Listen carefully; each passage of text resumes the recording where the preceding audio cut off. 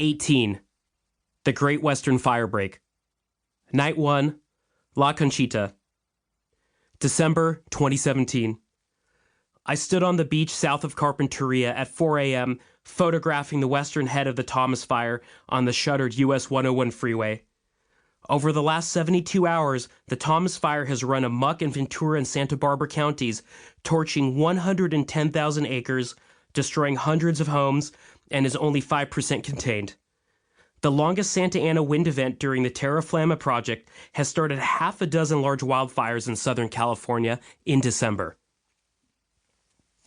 Ryan, Sam, and I were dozing on the access road to the beach when his radio went off. Heavy fire was approaching the La Conchita neighborhood, wedged between Coastal Bluffs and the 101. We raced over to see a wall of flame 100 to 150 feet high being pushed downhill by the Santa Ana winds, like waves crashing onto the shore, directly into the path of dozens of homes. Embers sailed into the bougainvillea and ignited the palm tree next to the home in La Conchita. Palm trees are candles in the murder wind, popped into my mind, from the Bad Religion song, Los Angeles is Burning, written after California's 2003 fire sieges.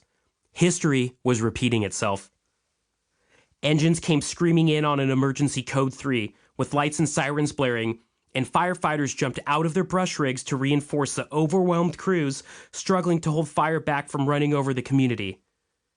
Palm trees were exploding on fire on every street corner, throwing thousands of embers into yards and roofs.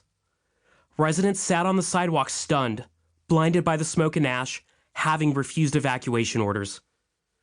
I walked down the street and saw yet again a solitary man in a yard surrounded by fire, garden hose in hand. He was spraying water at a wall of fire burning in vegetation next to a mobile home. The embers washed up and tucked themselves into the roof eaves and window frames. He was enveloped in the ember storm, wearing just a sweater, baseball cap, and hoodie. It was only a matter of minutes until the home ignited and burned down. I was worried I'd see a man die in the next few seconds, burned by flames and suffocated by hot gases.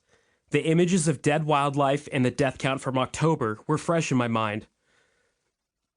I gently tapped his shoulder.